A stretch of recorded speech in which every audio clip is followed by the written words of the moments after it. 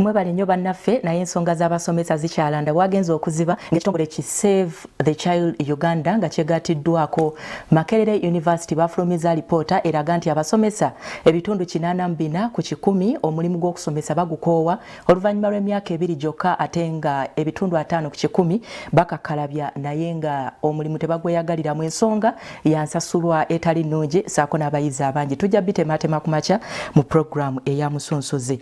Tweyongeddeyo ne programu ya n'amawulire gaffe ag'omunyo ku 3 tugenda kubanga twolekera mu bitundu by'empiji abakulembeze ba district nga bakulembeddwamu ssentebe waabwe bakoze ebikwekweto ku bantu abakolera mu Lwera. Bakizudde nti abaafuna olukusa okulundirayo ebyennyanja ate benyigira mu kusima omusenyu nga ku kampuni 30 ezikolerayo kampuni 3 zokka ze zirina ebiwandiiko ebizikiriza bo bannyini kampuni abakkiriza nti babadde basima omusenyu naye mu bukyamu.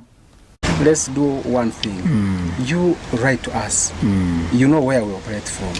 Help us, write to us so that we understand and we see which fees are we supposed to pay. Abakulembeze mu district y'empiji nga bakulembeddwamu ssentebe Martin Sejjemba bakoze ebikwekweto k'owenje bye bazuulidde ebimu ku birombe ebitalina layisinsi ekkirizibwa kubanga basima omusenyu nga n'abamu baali baweebwa pamiti za kulunda ebyennyanja kyokka ng'omulimu baguvaako dda bali mu kusimamu omusenyu.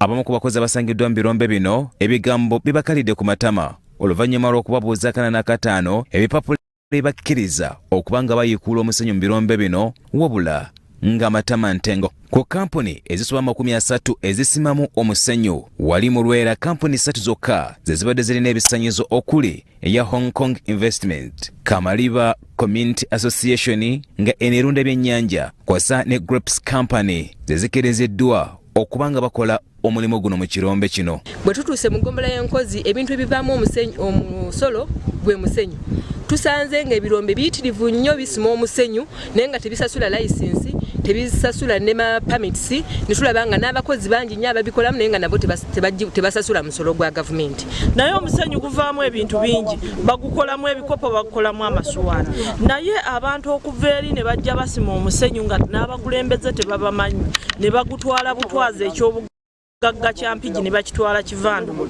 kintu kya nnaku. Tuzze okulaba ebirombe bino ebbanga lyonna abasajja bana bazenga basima omusenyu baveeyo gye bavudde bonna abamu tusanze nga bava Nigeria bava luddawa naye nga bwe batuuka mu kisalo kino eky'omukwera bayingira bayingiza obuyesikavetas omusenyu. Abamu ku bakulembeze ba kampuni zino ezisima omusenyu bakasizanga nate batalina biwandiiko bibakkiriza kukola mulimu guno. Kubanga muli bantu bavunaanyizibwa. You cannot lie to a chairman. You cannot lie to the supervisor or you are all responsible public servants.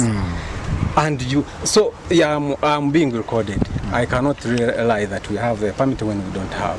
Kino kijje ssentebe wa district y'empiji Martin Sejjemba mu mbeera era nga naye aliko byalambise. From now we are stopping them, tell them no any more work we are expecting to be continuing until we resolve. The excavations here are very, very extreme. Do you think if you are to go now, are they going to cover and all of that? And who is be monitoring if you didn't make an introduction? Abamu ku bakolera mu kirombe kino betwogeddeko nabo balina bye batangaazizza mu ngeri y'okwewozaako. Era tetwasima omusenyu katukola just kupya.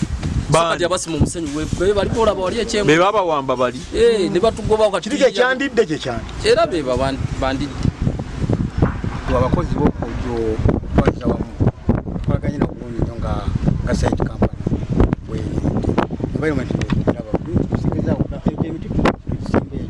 Byamutale mwa Kizito Vincent, Salt TV, Omunyo.